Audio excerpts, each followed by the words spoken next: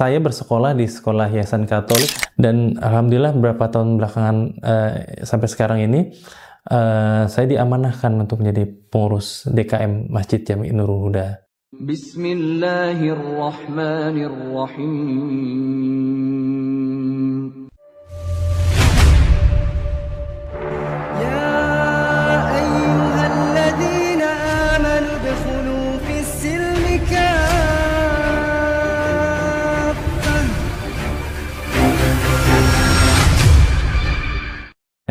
Assalamualaikum, nama saya Andreas Setiawan, biasa dipanggil Andreas atau juga bisa dipanggil Andri. Saya berusia 41 tahun. Alhamdulillah sudah menjadi seorang Muslim sejak saya lahir. Adapun orang tua saya, terutama papa seorang mu'alaf, di mana sebelumnya yaitu beragama Konghucu. Karena orang tua saya memang dari orang tuanya itu memang sama-sama dari keluarga Konghucu, sehingga dari orang tua dan keluarganya yang lain juga beragama sama. Nah kemudian alhamdulillah orang tua saya itu, papa saya itu dapat hidayah dan alhamdulillah sekarang setelah itu menjadi mu'alaf, masuk ke agama Islam.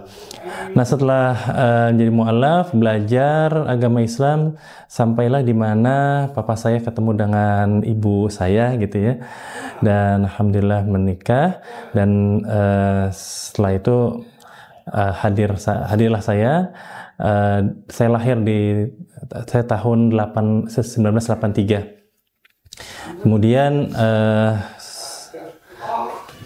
dengan saya kecil di keluarga dari papa saya, dari keluarga terutama dari papa yang memang rata-rata keluarga Katolik gitu, sehingga alhamdulillah saya baik dari papa saya Muslim, terus mungkin dari keluarga papa saya yang lain yang Katolik, sehingga keluarga kami alhamdulillah bisa bercampur dari agama, ya berbagai agama gitu ya.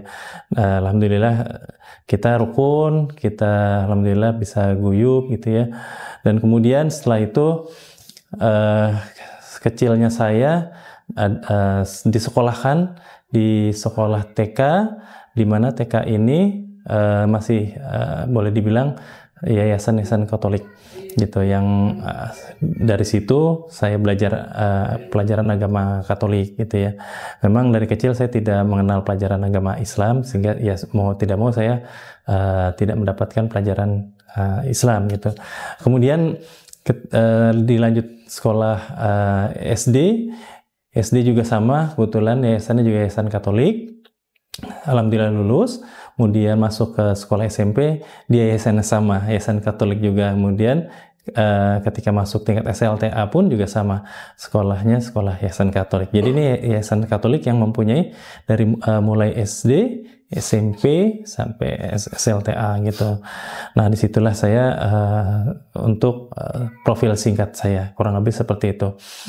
Yang menarik, Papa dulu Konghucu ya? Betul. Konghucu, tapi kemudian apakah pernah Katolik? Belum, jadi memang tidak ya. Jadi memang waktu dari Konghucu itu Papa ya, itu langsung ke Islam, jadi seorang mu'alaf gitu ya. Adapun kalau yang saudara-saudara dari orang tua pihak dari sesama orang tuanya papa saya, itu memang ada yang pindah masuk ke agama yang lain, agama Katolik. Sebagainya. Karena pada saat itu kan Konghucu tidak dianggap sebuah agama. Betul. Jadi pada masa Gus Dur baru Konghucu dianggap agama. Betul. Sehingga berapa orang Konghucu itu kan mereka aliran kepercayaan, sehingga KTP-nya pasti Katolik, Kristen atau Protestan. Tapi ketika mereka jadi Konghucu diresmikan menjadi agama resmi yang diakui di Indonesia, maka mereka menjadi Konghucu. Betul. Jadi Papa Antum kenapa dari Konghucu tertarik ke Islam? Iya, jadi ini memang Papa itu jadi tertarik Islam karena yang pertama dari dirinya sendiri. Kebetulan memang lingkungan papa saya itu rata-rata teman-teman dulu zaman masih sekolah, papa itu rata-rata teman-temannya itu Muslim gitu. Jadi dengan dari situ mungkin Papa bisa mengenal Islam. Dari situlah mungkin Papa mulai tertarik sama Islam. Artinya tetap dari pribadinya Papa saya gitu. Di tahun berapa papanya masuk Islam? Itu tahun 65 ya itu ya. 65. Hmm. Zaman-zaman PKI ya saat itu ya. Iya, betul. Nah, adapun Papa menikah itu di tahun 82. 80 menikah, itu sudah alhamdulillah kan sudah muslim ya. Kemudian ketemu dengan ibu saya dan alhamdulillah tahun 83 saya lahir. Anak pertama. Anak pertama gitu. Tapi yang menarik ibunya juga muslim ya? Ibu saya muslim. Tapi kenapa kok sekolahnya di sekolah Katolik? Oh, sekolah. Baik. Jadi kenapa saya bisa disekolahkan di sekolah Katolik? Kebetulan memang papa saya itu kerja di yayasan Katolik yang dimana saya bersekolah. Di yayasan Katolik itu papa saya memang dipercaya oleh boleh dibilang orang yayasan Katolik tersebut. Terutama bapak saya itu bekerja di bagian panti asuhan Desa Put, di bagian panti asuhan. Yang dimana bapak saya itu dipercaya oleh pemilik yayasan tersebut untuk bagaimana mengelola, bisa melayani anak-anak yatim panti asuhan Desa Put, panti asuhan di sana, sehingga bapak saya bisa sampai hari ini terus berkhidmat di yayasan Katolik tersebut. Jadi tidak ada masalah dalam hal agama, walaupun Islam bekerja di yayasan Katolik tidak masalah. Tidak. Jadi dia tidak ada dari paksaan mereka untuk ikut ke Katoliknya, nggak ada. Tidak ada. Jadi memang orang tua saya itu karena memang yang penting dari pihak pemimpin yayasan Katolik tersebut bahwa papa saya sangat dipercaya untuk menjalankan sebagai tugasnya di sana gitu ya. Seperti itu. Nah, keluarga papa sebagian besar Katolik jadinya. Sekalian untuk dari pihak, kalau papa saya kan boleh saya cerita sedikit. Yeah. Papa saya itu 3 bersaudara. Papa itu punya kakak. Kakak itu perempuan, kakaknya juga sama mu'alaf seperti papa. Mu'alaf juga. Kemudian papa nomor 2 dan adiknya papa itu laki-laki juga mu'alaf gitu. Dan untuk 3 dari bersaudara ini memang alhamdulillah semua sudah mu'alaf, kemudian diikuti oleh seluruh anak-anaknya. Begitu kurang lebih dari keluarga orang tua, terutama papa saya seperti itu. Pengalaman antum selama di sekolah Katolik seperti apa? Iya, jadi di sini yang menarik sebenarnya karena saya bersekolah di sekolah yayasan Katolik di mana memang saya tinggal di lingkungan yang rata-rata itu banyak Muslim ya, masyarakat Muslim. Nah, kebetulan saya memang di sekolah Katolik ini karena tadi yang saya bilang papa saya itu memang bekerja di yayasan Katolik tempat saya sekolah. Ya, jadi yang menariknya adalah bagaimana saya bisa di situ mengikuti kegiatan belajar gitu ya di sekolah tersebut, sehingga saya bisa mengetahui bagaimana ajaran agama Katolik yang disampaikan oleh guru-guru kami di sana gitu. Terutama memang guru kami itu adalah seorang bruder yang langsung memberikan mata pelajaran Katolik tersebut begitu. Jadi walaupun antum Islam tetap belajar Iya, Katolik. betul. Jadi memang ya memang seperti itu adanya karena di sana memang tidak ada pelajaran di luar memang kurikulumnya sekolah tersebut, sehingga saya harus menerima mata pelajaran yang ada di sekolah saya. Nah, itu saya jalankan dari mulai tadi saya bilang TK juga, TK, kemudian sampai SD, SMP, SLTA, itu semua saya ikuti gitu, sampai seperti itu. Nah, dalam sesi itu bagaimana belajar tentang Islamnya? Apakah ikut DPA atau yang lain? Oke, kalau saya memang mohon maaf, memang kebetulan orang tua saya sendiri, walaupun memang yang terutama papa saya kan mu'alaf ya gitu, memang minim dengan pendidikan agama Islam gitu ya.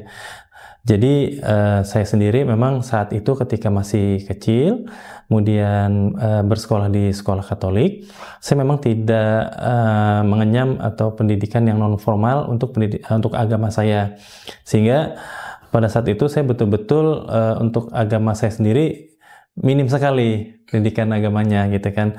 Tapi alhamdulillah bahwa Allah itu tidak pernah untuk melepas hambanya untuk bagaimana bisa mengenal Islam gitu ya.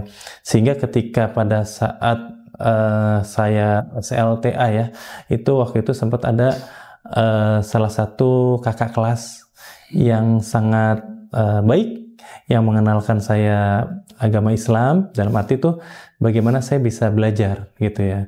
Sadar bahwa saya dan mungkin teman-teman, bahkan kakak kelas saya yang bersekolah di yayasan Katolik tersebut tidak ada pelajaran agama Islam, sehingga kami berusaha untuk bagaimana kita tetap bisa mengenal agama Islam, betul. Dan akhirnya saya setuju bahwa saya belajar, cuman memang di sekolah Katolik itu tidak ada yang namanya pelajaran agama Islam, dan juga gurunya tidak ada. Jadi akhirnya kita coba belajar di luar jam sekolah. Ya, di situ kita ada kakak kelas tadi mencari boleh dibilang pembimbing agama Islam yang bisa memberikan semacam pengetahuan agama Islam kepada kami yang bersekolah di yayasan Katolik. Gitu. Oh, jadi ada beberapa orang Islam yang di sekolah belajar, betul. Cuman memang tadi kita belajarnya pun tidak di fasilitas sekolah. Belajar sendiri. Kebetulan memang di dekat sekolah kami itu ada namanya masjid. Dan alhamdulillah pengurus masjid yang ada di sana itu memberikan izin kepada kami untuk bisa memakai masjidnya untuk kita belajar agama Islam di situ.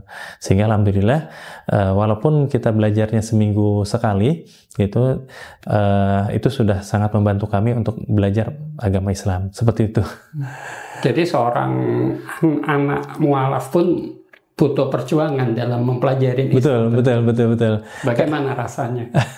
Memang alhamdulillah dengan dibimbing seperti itu kita jadi lebih pengen selalu banyak belajar tentang agama kita sendiri.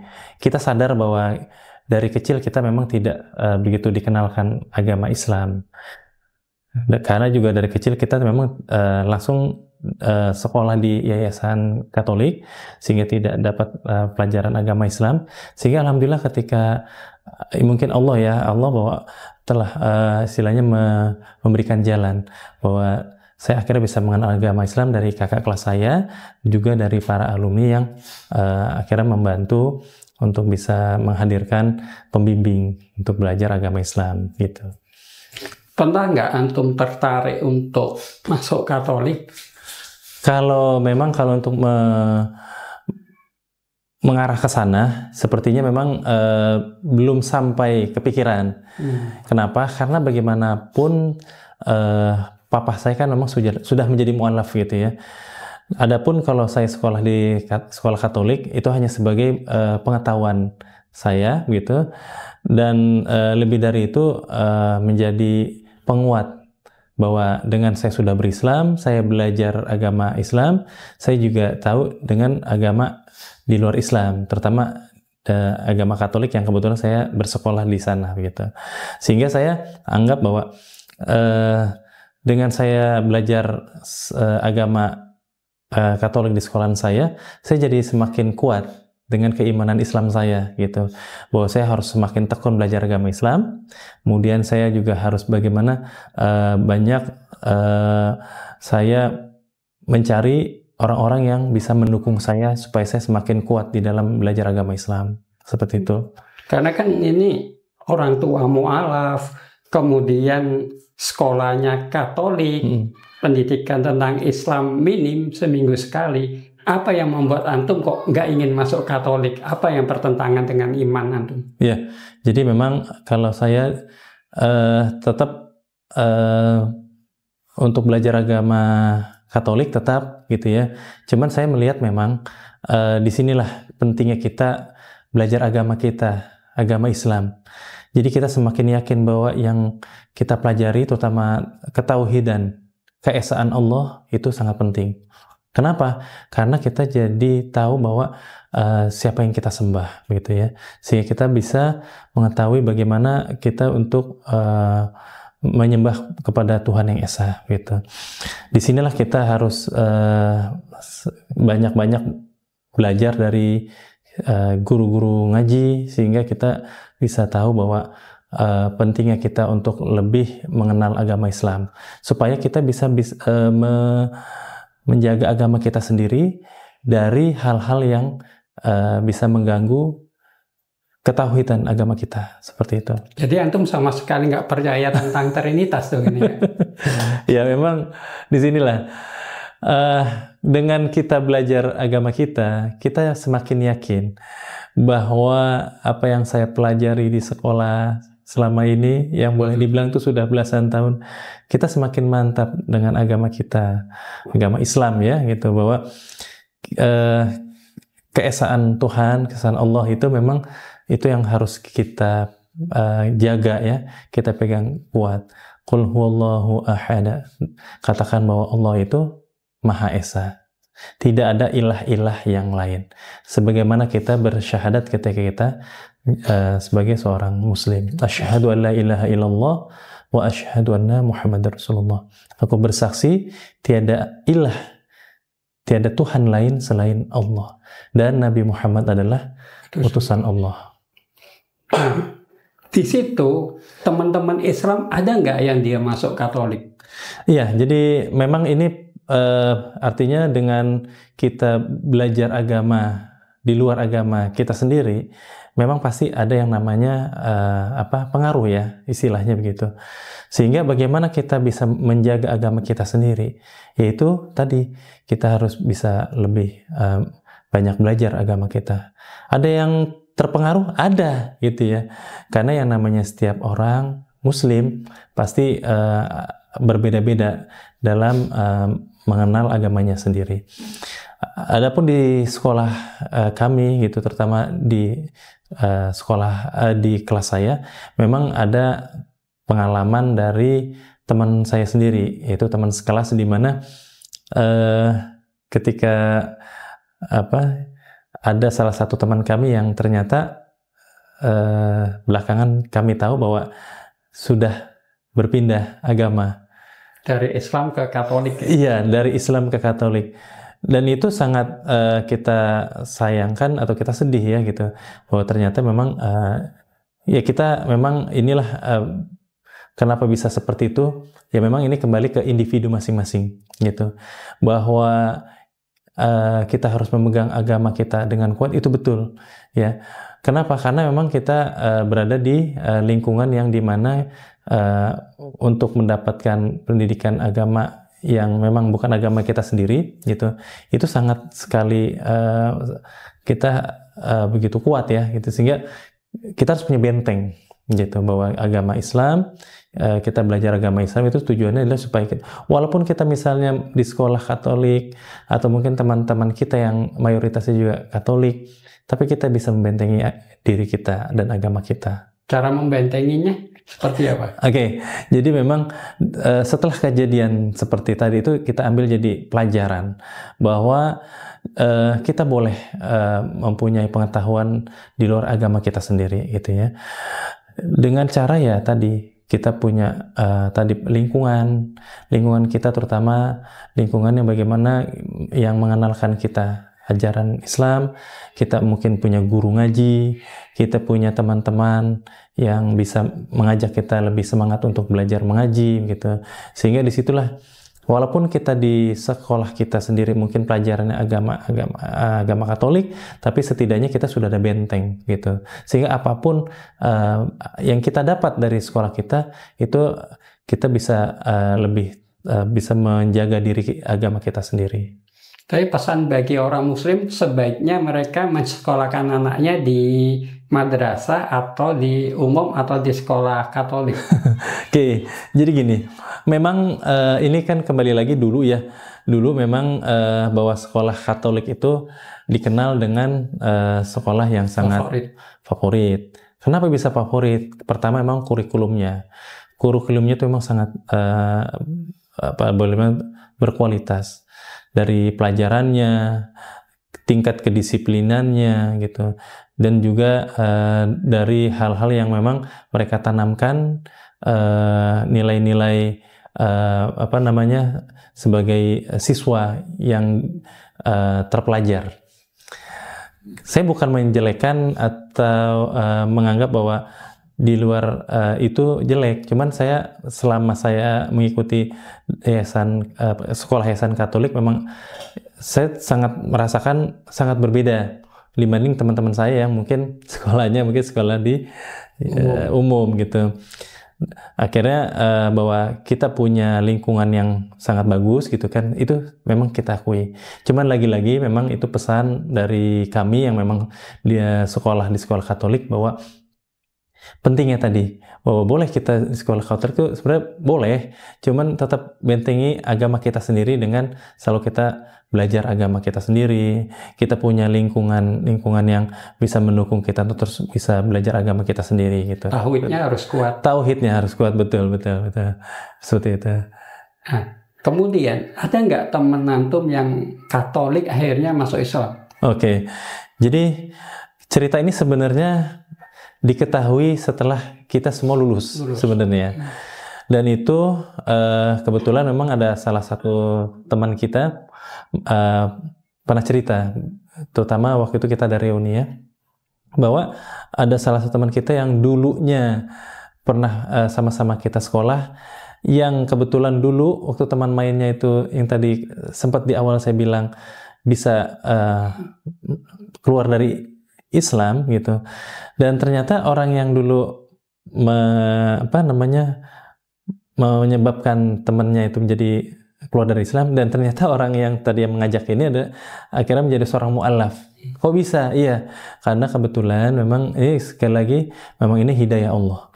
Bahwa kita tidak pernah tahu di mana kita bisa mengenal hidayah Allah gitu.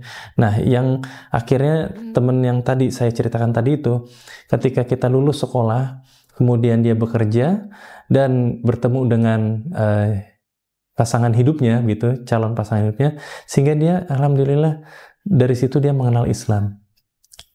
Tapi jelas bahwa bisa jadi memang teman saya ini mengenal Islam karena kesadaran dari pribadinya, sehingga dia yakin bahwa Islam adalah pilihannya, dan akhirnya dia teman saya itu berumah tangga dan alhamdulillah menjadi seorang muslimah. Itu yang sangat bersyukur. Jadi dulu yang menyebabkan teman Islam masuk Katolik, tapi justru dia sendiri. Iya, betul. Suatu yang menarik. Iya, ini sebenarnya memang lagi-lagi hidayah Allah itu mahal, nggak bisa kita rekayasa gitu ya. Tidak bisa tuh kita cari, walaupun mungkin bisa jadi kita berada di lingkungan yang mungkin bisa jadi itu menyebabkan kita, apakah itu kita menjadi seorang yang bisa jadi keluar dari Islam, atau justru malah mendapat hidayah masuk Islam gitu. Itu yang inilah rahasia Allah yang mengenai hidayah tadi, seperti itu. Nah, SMA masih Katolik. Betul. Mulai usia berapa bisa mendalami Islam? Saya dengar tadi tajwid antum ketika baca Quran cukup fasih, bagus. Iya. Jadi gini, sebenarnya ini lagi-lagi bahwa karena saya pingin belajar agama Islam. Ketika dikenalkan agama Islam oleh kakak kelas saya tadi, kemudian pembimbing agama Islam saya itu sangat sabar membimbing saya dan juga teman-teman saya yang lain, sehingga alhamdulillah itu berkelanjutan. Ketika kami lulus dari sekolah kami itu berkelanjutan belajar agama Islamnya, sehingga saya terus mengenal agama Islam lebih dalam gitu. Nah, itu bagaimana saya bisa sampai belajar Al-Quran dari mulai mungkin ya dari tidak mengenal hukum-hukum tajwidnya, belajar baca huruf hijaiyahnya gitu. Itu semua dengan sabar. Pembimbing pembimbing kami itu mengajari kami bagaimana kita bisa belajar Iqra dan Al-Quran. Sehingga alhamdulillah dari bulan ke bulan, tahun ke tahun, saya bisa membaca Al-Quran. Sampai di mana takdir Allah bahwa akhirnya saya bisa mengenal dengan yang namanya lingkungan yang sangat luar biasa mendukung saya untuk bisa mengenal agama Islam. Yaitu di sini saya pernah berkecimpung di kegiatan komunitas, di mana di situ ada komunitas etnis Tionghoa Muslim. Gitu. Nama komunitasnya? Nama komunitasnya boleh disebut? Boleh. Komunitasnya yaitu Persatuan Islam Tionghoa Indonesia, atau biasa kita kenal dengan PT. Nah, di sana itu memang saya alhamdulillah bertemu dengan teman-teman etnis Tionghoa Muslim yang alhamdulillah bisa sama-sama belajar agama Islam. Pendirinya siapa? Atau tokoh dari PT siapa? Iya, tokoh dari PT tersebut adalah almarhum Bapak Anton Medan. Oh, Anton Medan. Iya, betul. Nah, disitulah kita ada yang namanya semacam kegiatan rutin, pertemuan, kumpul. Di salah satunya adalah kita ada pengajian. Di pengajian itu ada guru ngaji yang terus mengajarkan kita mengenalkan agama Islam lebih mendalam gitu, sehingga kita punya kesamaan semangat gitu ya, bagaimana kita harus terus belajar agama Islam, walaupun mungkin kita dengan komunitas ini bisa jadi karena kita punya latar belakang yang kurang lebih sama ya gitu, baik yang mu'alaf atau dari keluarga mu'alaf gitu, sehingga disitulah kita bisa saling menyemangati satu sama lain. Bagaimana kehidupan mu'alaf di PT? Baik, memang di komunitas kita memang ada yang boleh dibilang sangat memprihatinkan, di mana ada anggota kita yang bisa jadi di komunitas tersebut mendapatkan semacam intimidasi ya istilahnya gitu kan, sehingga kita harus berjuang untuk mendukung terus dari saudara kita yang dia mau mengorbankan dirinya memilih agama Islam, dan kita sebagai saudara seimannya kita harus juga mendukung bagaimana dikuatkan mentalnya, terus juga dikuatkan bagaimana dia kuat dalam memegang teguh agama barunya gitu, yaitu agama Islam gitu. Ya memang itu sangat diperlukan ya buat teman-teman kita yang memang baru masuk agama Islam, seperti itu. Kebanyakan keluhan orang-orang itu peduli ketika orang masuk Islam. Betul. Tapi pembinaannya kurang. Betul. Menurut antum bagaimana seharusnya pembinaan mu'alaf? Iya, sepanjang yang sudah pengalaman kami ya gitu di dalam komunitas, memang bagusnya memang ketika menjadi seorang mu'alaf itu jangan pernah terlepas dari lingkungan yang mendukung dia supaya dia tetap semangat dalam menjalankan agama barunya gitu, agama Islam. Yaitu dia harus terus di lingkungan atau di komunitas yang dia bisa mensupport gitu. Kalau seumpama dia belum ketemu komunitas, minimal dia bisa bertemu dengan misalnya kalau di dekat rumahnya ada masjid, dia bisa ke masjid, insya Allah akan dibimbing gitu. Di situ ada mungkin para guru ngaji yang mungkin bisa membimbingnya gitu. Kalau dia misalnya perempuan, mungkin nanti ada ustazahnya ya untuk menguatkan agama dia gitu. Lebih bagus lagi memang ada komunitas yang dimana tadi seperti komunitas di etnis itu, bahwa dengan latar belakang yang sama, dengan kondisi yang mungkin berbeda, tapi kurang lebih ya itu tadi, dengan kondisi yang seperti itu kita bisa saling menyemangati kayak gitu. Sehingga kalau misalnya ada keluhan atau apa, itu bisa kita cari jalan keluar sama-sama gitu, supaya nanti semakin kuat gitu. Tapi kalau kebalikannya itu yang misalnya ditinggalkan atau mungkin tidak terlalu diperhatikan gitu, ini yang dikhawatirkan. Mu'alaf akan berpikir bahwa saya sudah berjuang untuk menjadi seorang mu'alaf, tapi justru saudara seimannya malah kurang memperhatikan. Itu yang jangan sampai seperti itu. Karena ada beberapa mu'alaf yang akhirnya masuk Kristen lagi, masuk Katolik lagi.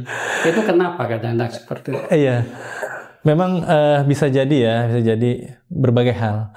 Ya diantaranya misalnya setelah ada saudara kita yang sudah masuk Islam atau mu'alaf, ya perhatian dari kita, terutama dari saudara-saudara Muslim itu mungkin kurang perhatian, ya. Itu kalau dari eksternal. Kemudian dari internalnya, dari yang bersangkutan, yang mu'alaf tersebut, memang harus dikuatkan, belajar mengenal agamanya, yaitu dengan dia harus belajar, bertemu dengan guru ngajinya. Terus mungkin dia juga kalau memang ada komunitas, dia belajar di komunitas tersebut gitu. Sehingga apapun, kalau dia ada masalah, kalau dia ada keluhan, dia bisa mencari jalan keluarnya lewat komunitas tadi. Atau mungkin tadi saya bilang, kalau memang ada di sekitarnya ada masjid, mungkin guru ngajinya, baik ustadz maupun ustazahnya itu bisa paling tidak memberikan solusi buat saudara-saudara kita yang mu'alaf tersebut. Jadi minimal mu'alaf itu harus aktif juga mencari masjid atau komunitas untuk memperdalami Islam, ya? Betul. Bagaimanapun juga ya mereka tetap harus proaktif gitu ya, mencari bagaimana bisa mencari untuk pengetahuan agama Islam gitu ya.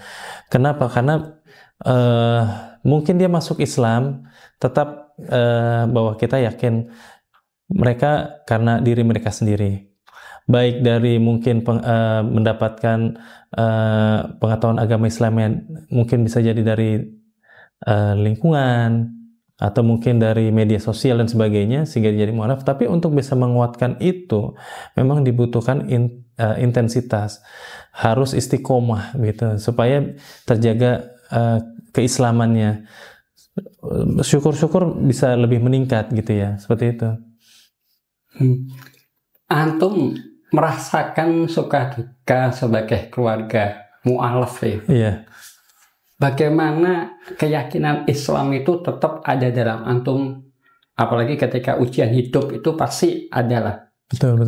Gimana caranya?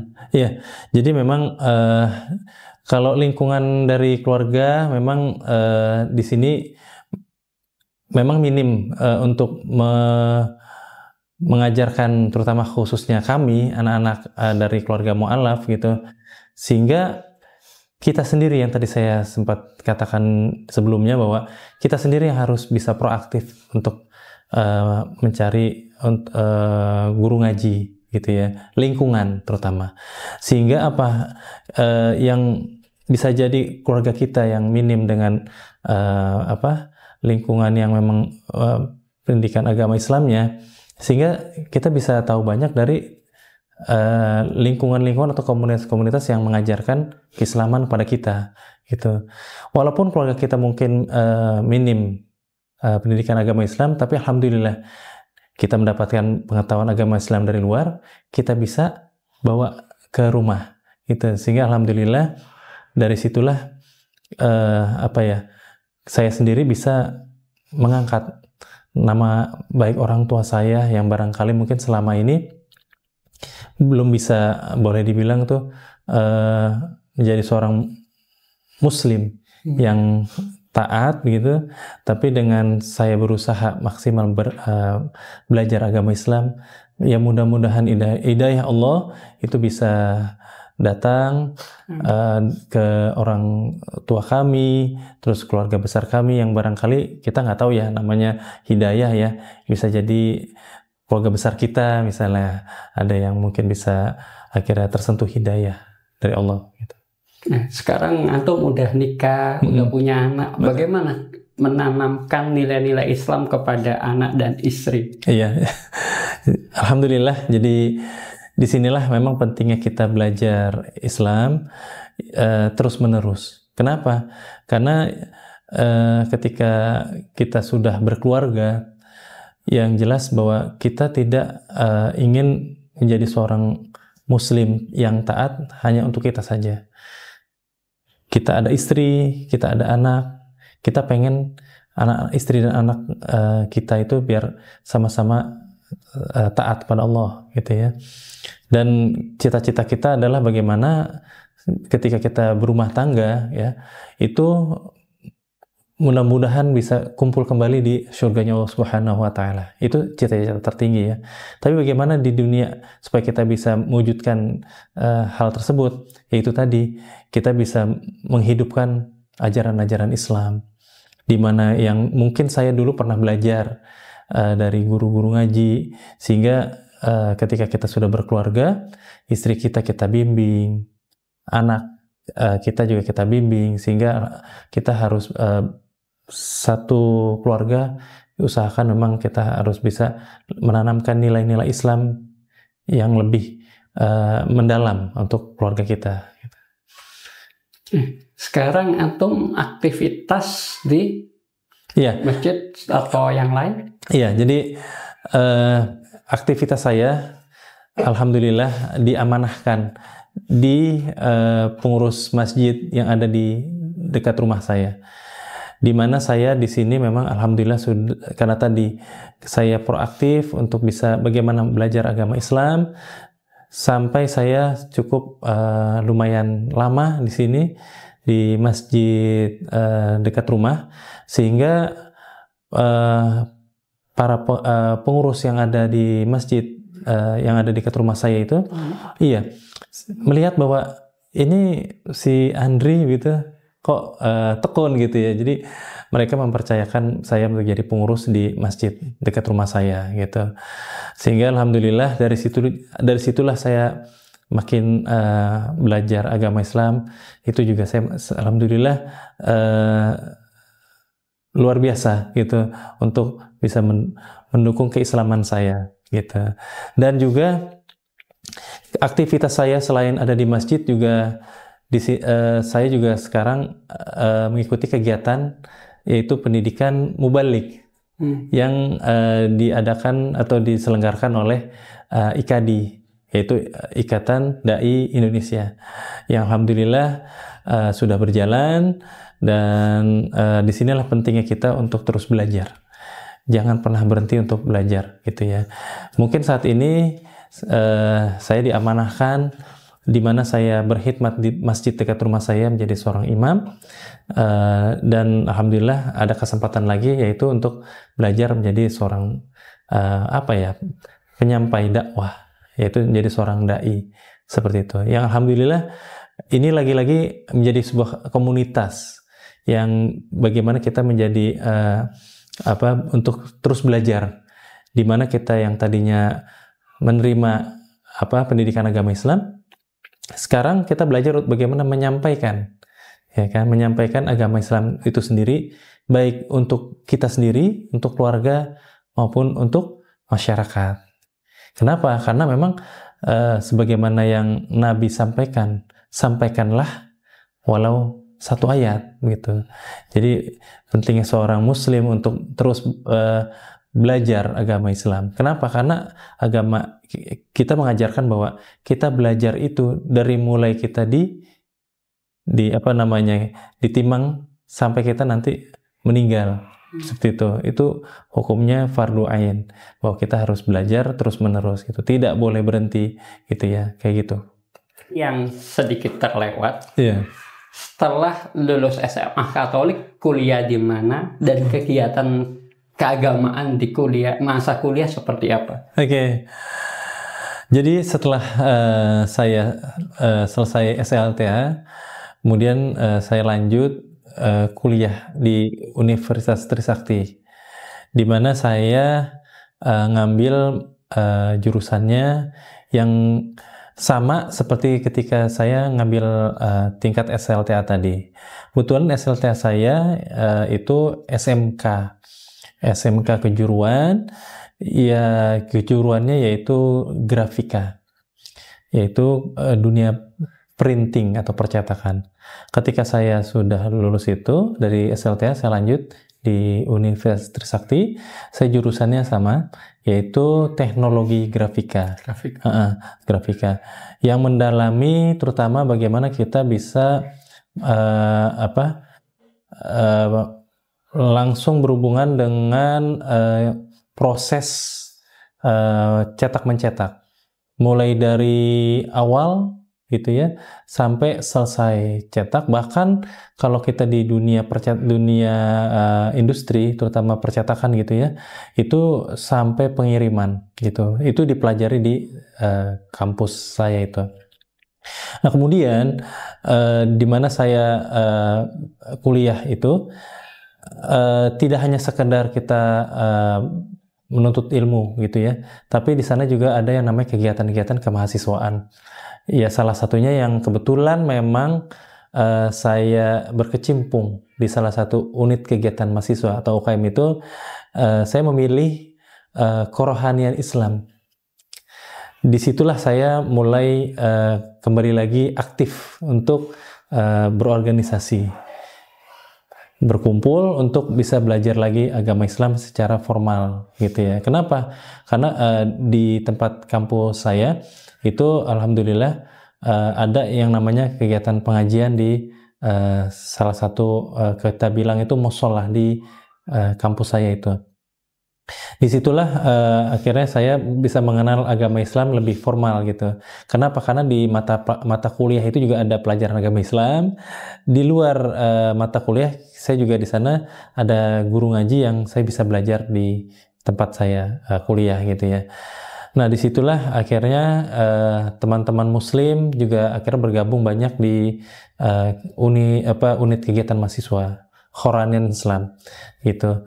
Dari situ alhamdulillah saya menempuh kuliah lancar dan selesai, dan alhamdulillah saya bisa dikatakan bahwa selain saya ya kuliah juga dengan kegiatan Kerohanian Islam tadi itu makin menguatkan saya dalam mengenal agama Islam gitu.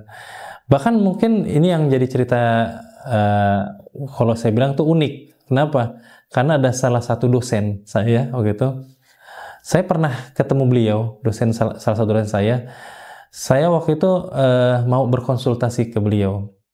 Kenapa? Karena beliau ini salah satu dosen yang insya Allah sangat support dengan boleh dibilang keislaman.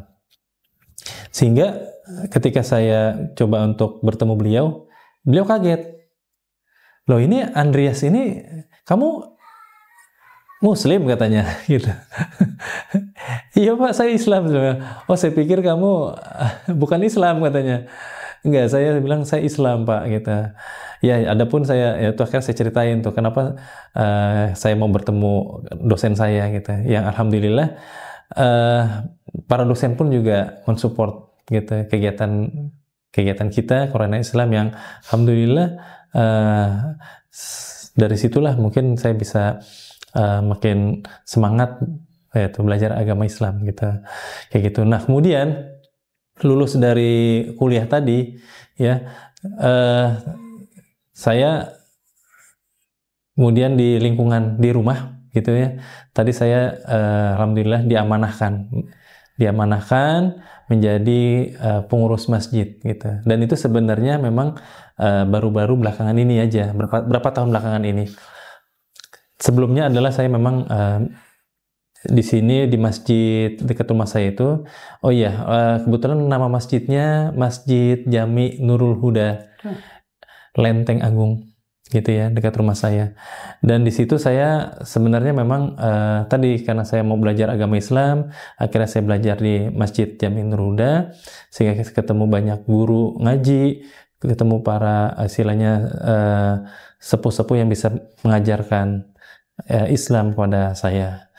Dari situlah saya menjadi jemaah yang alhamdulillah terus konsisten istiqomah di Masjid Jami Nurul Huda gitu.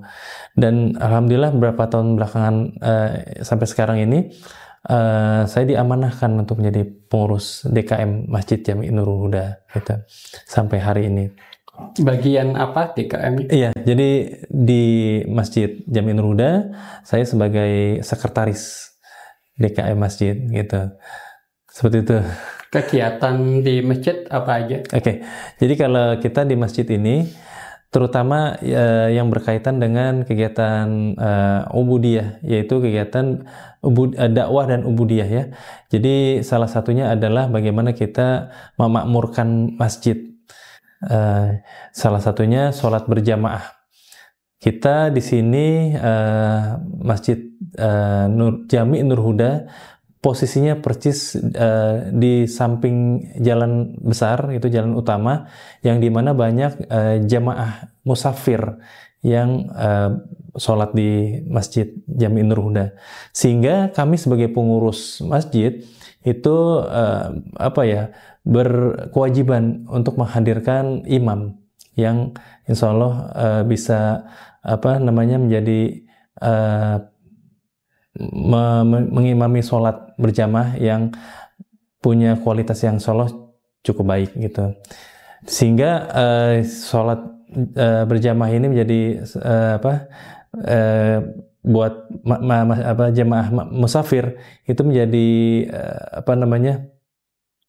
buat kita semua itu menjadi pengalaman buat jamaah musafir lebih baik lagi gitu ya. Adakah kajian-kajian di masjid ini? Iya, selain tadi kita menghadirkan imam yang bagus gitu, ya juga ada taklim-taklim. Taklim-taklim kita di sini ada yang kebetulan diadakan oleh masjid sendiri. Ada juga yang memang kita gabungan dari masjid dan musolah yang ada di lingkungan RW kita gitu ya.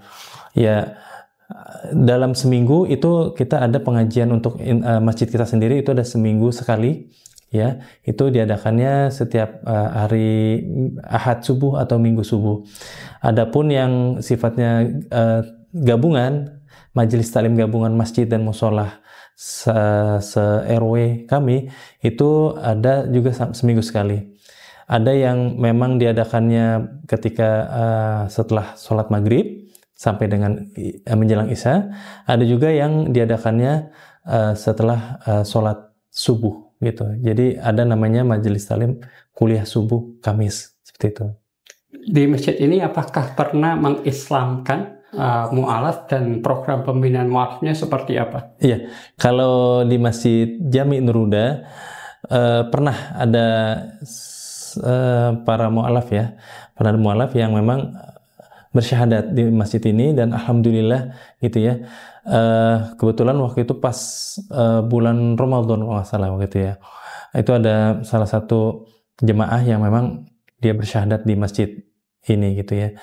Dan alhamdulillah juga beliau mau belajar di masjid ini, sehingga kita juga kita coba untuk membimbing gitu para mu'alaf. Memang kita tidak ada komunitas khusus untuk para mu'alaf, tapi setidaknya Masjid Jami Nurul Huda ketika ada para mu'alaf kita sangat terbuka, sangat welcome gitu. Jadi orang-orang non-muslim yang mau belajar ke Masjid Nurul Huda dipersilakan gitu. Iya, betul.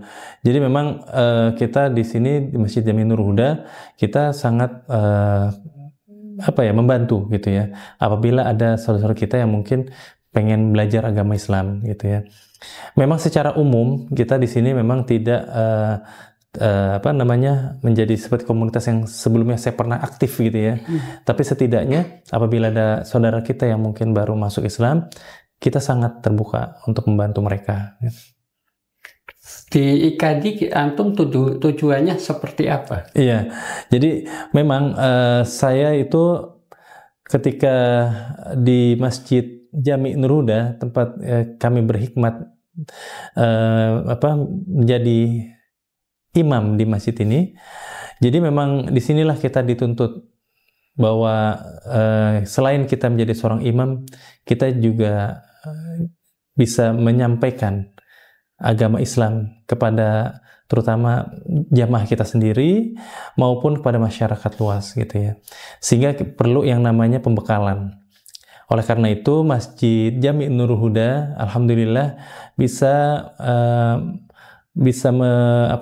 mengirim para imam yang ada di masjid ini untuk belajar menjadi seorang penyampai dakwah atau dai ke IKAD tadi, Ikatan Dai Indonesia gitu. Tujuannya agar ketika selesai pelatihan kita bisa nanti mungkin sedikit-sedikit kita bisa belajar untuk menyampaikan dakwahnya ke masyarakat gitu. Apapun bentuknya. Baik mungkin ada yang mau belajar mengaji, Iqra maupun Quran, kita pasti akan kita siap gitu. Kemudian ketika di lingkungan butuh untuk bagaimana kita menyampaikan dakwah kepada masyarakat yang kebetulan memang di masjid kita banyak sekali jemaah-jemaah yang mungkin butuh para penyampai dakwah. Nah itu insya Allah kita harus mau tidak mau kita harus siap. Gitu. Jadi bagaimana masjid juga mengkader jamaah masjid sendiri, imam masjid sebagai dai seperti itu ya? Betul, betul. Ya, memang itulah akhirnya bahwa masjid itu tidak hanya sekedar menjalankan seremonial, yaitu sholat berjamaah saja, tapi juga bagaimana menciptakan kader, generasi-generasi penyampai dakwah gitu ya. Kenapa? Karena memang qadarullahnya bahwa pada saatnya nanti ketika guru-guru ngaji kita, ketika memang mereka sudah berumur, ketika mereka sudah berusia lanjut, pada saatnya nanti dipergilirkan bahwa mereka mungkin sudah tidak mungkin aktif lagi menjadi seorang penyampai dakwah. Inilah kita yang akhirnya untuk melanjuti tongkat estafet dari guru-guru ngaji kita gitu. Adakah keinginan untuk memperdalamin kristologi menjadi dai kristolog? Gitu ya. Ya, jadi memang dengan tadi pengalaman saya pribadi bersekolah di sekolah Yayasan Katolik itu, ya memang kalau untuk belajar menjadi seorang kristolog, ya memang kalau ada kesempatan, kenapa tidak gitu ya. Ketika saya alhamdulillah belajar agama Islam, sudah banyak yang mungkin membimbing saya gitu. Kemudian ditawarkan juga kristologi, terutama di sini ada sahabat saya juga begitu. Yaitu di sini ada Pak Anton gitu ya. Sehingga saya pikir ketika kita nanti ada kesempatan untuk belajar kristologi, insya Allah siap gitu. Kenapa? Karena bisa jadi tadi yang seperti para mu'alaf tadi, kenapa dia bisa masuk Islam? Karena dia tahu bahwa ketika menjadi seorang mu'alaf, dia bisa melihat bahwa untuk menjadi seorang Muslim, dia harus kuat keimanannya, sehingga dia tahu bahwa ketika dia memilih Islam, dia tidak asal ikut-ikutan atau karena diiming-imingin, tapi karena dia yakin bahwa oh ini loh yang namanya agama saya yang sekarang ini mengajarkan ketauhidan. Nah itulah pentingnya kristologi. Bagaimana kristologi untuk membentengin akidah umat dan membela dari penistaan atau ya bagaimana mengungkapkan bahwa Islam itu tidak seperti yang dikatakan oleh apologet Kristen. Bagaimana pandangan? Iya. Jadi memang boleh diulang tadi?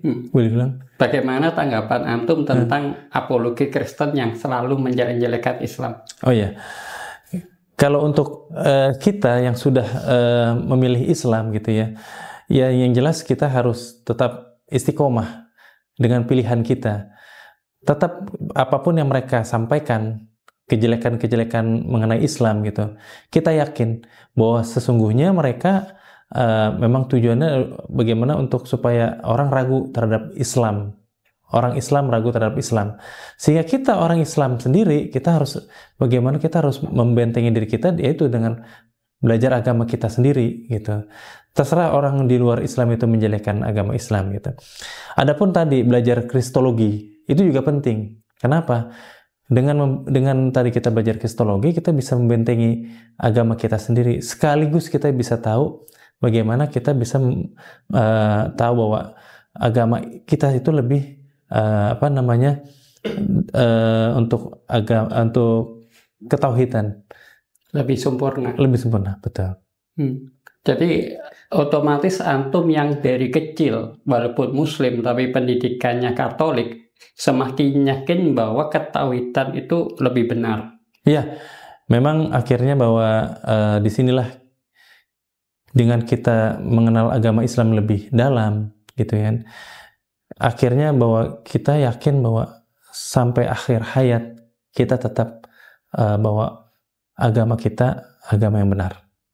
Dengan keesaan kita menyembah Allah yang esa, gitu. Kemudian dengan ajaran-ajaran agama Islam yang kita yakin kesempurnaannya yang disampaikan oleh Nabi Muhammad, gitu.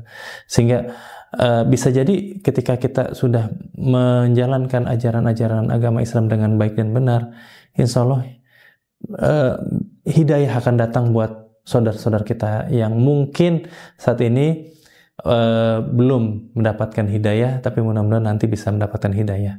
Sebab apa? Sebab dari kita yang bisa memberikan yang terbaik dari agama kita sendiri. Dengan belajar kristologi, apalagi studi Alkitab, Al-Quran, itu justru akan memperkuat dakwah antum dalam membela Islam. Iya. Dan membimbing mu'alaf. Bagaimana harapannya ketika nanti benar-benar ada kesempatan belajar kristologi? Iya.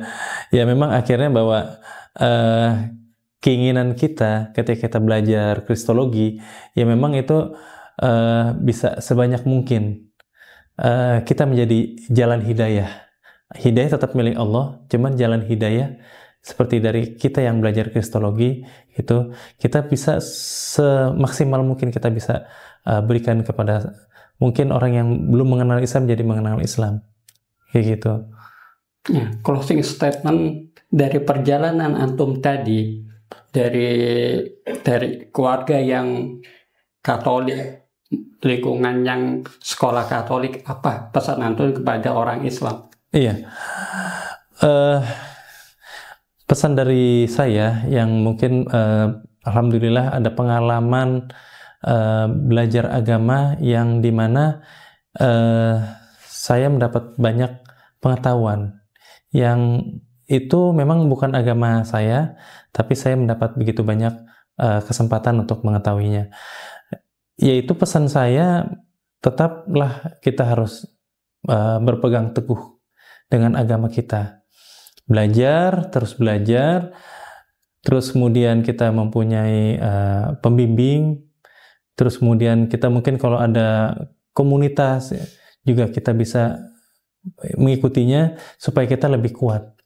Kenapa? Karena selain kita juga punya pembimbing, kita juga punya komunitas, itu akan menjaga kita supaya kita tetap menjaga keimanan Islam kita, gitu. Adapun ketika misalnya ada orang tua yang mungkin barangkali berpikir, kalau cuma sekadar pendidikan agama yang bukan agamanya, gitu kan, dan itu tidak mengapa, kalau saya lebih baik preventif, gitu, hati-hati betul. Kenapa? Karena itu tadi, bagaimana tadi saya cerita bahwa teman saya sendiri, gitu, dia memang akhirnya Allah balikkan hatinya untuk akhirnya dia keluar dari agamanya, gitu. Sehingga disinilah pentingnya peran dari orang tua, dari lingkungan, gitu, bahwa ketika memang dia seorang muslim, gitu, dikuatkan agama Islam itu penting sekali, gitu. Bukan artinya nanti setelah kita kuat agama Islam terus ketika nanti di luar sana terus kita bisa bisa kuat, ya itu akhirnya kembali lagi hidayah, gitu ya. Dan juga kalau memang sudah Allah cabut hidayah itu, ya bisa jadi mungkin kita sudah menjadi seorang yang di luar Islam. Mudah-mudahan dengan kita bisa menjaga keislaman kita dengan kuat, ya mudah-mudahan apapun misalnya ada pengaruh dari luar, mudah-mudahan kita tidak tergoda. Pesan spesifik untuk mu'alaf dan keluarga mu'alaf supaya mereka tetap istiqomah dalam Islam seperti apa? Iya, jadi untuk buat yang mu'alaf atau mungkin dari keluarga mu'alaf, ya seperti saya misalnya, itu memang tetap belajar terus-menerus mengenal agamanya sendiri, agama Islam, supaya kita terus belajar mengenal agama Islam sampai kapanpun. Tadi, karena kan kita yang jelas kita punya keluarga, kita bimbing keluarga kita biar terus mengenal agama Islam, gitu. Mu'alaf itu sebenarnya status yang boleh dibilang hanya sebentar, selebihnya sudah menjadi Muslim. Mu'alaf ketika dia jadi sebelum Muslim jadi Muslim, itu mu'alaf. Tapi setelahnya ya sudah, dia jadi seorang Muslim, dia harus terus belajar, gitu. Kenapa? Karena tadi yang namanya pengaruh dari luar itu kan sangat luar biasa. Yang dikhawatirkan adalah dia menjadi ragu lagi, gitu, dan jadi keluar dari Islam. Itu jangan sampai seperti itu. Begitu juga dengan keluarga mu'alaf. Keluarga mu'alaf pun juga sama.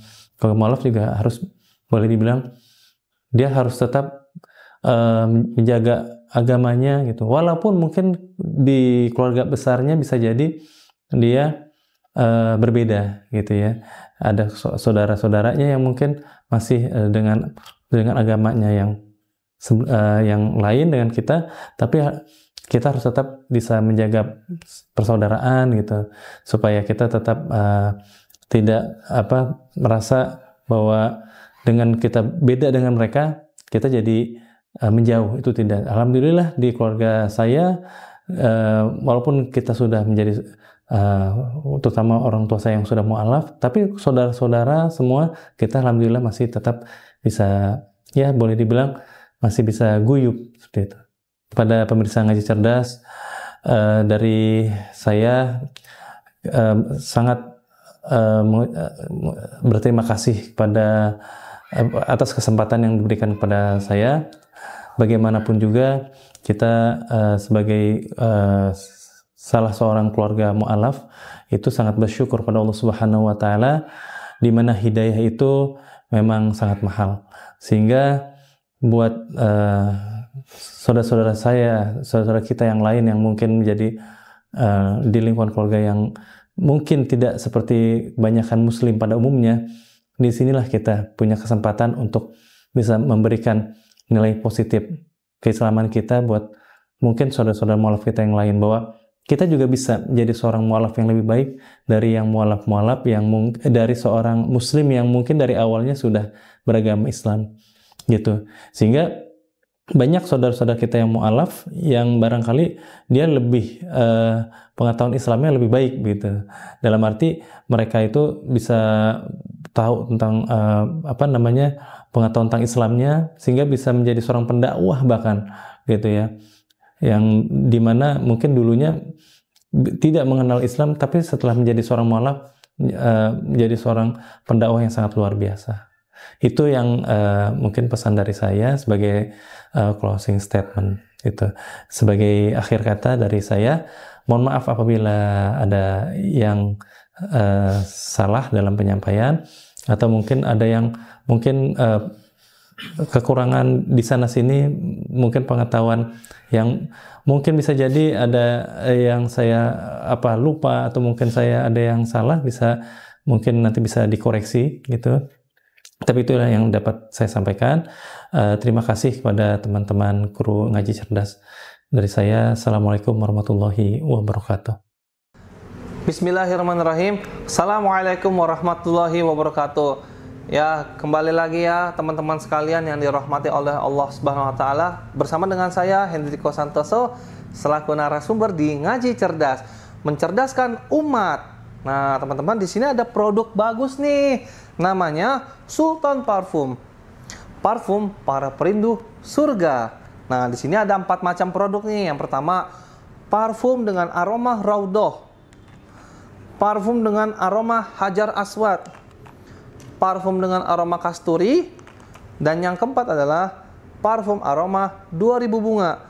Nah, kalau teman-teman sekalian sedang umroh, lalu pulang ke tanah air dan rindu dengan suasana di Masjidil Haram maupun di Masjidil Nabawi atau di Mekah dan Madinah, teman-teman bisa beli nih Sultan Parfum dengan aroma-aroma yang menyesuaikan dengan suasana di Mekah ataupun Madinah.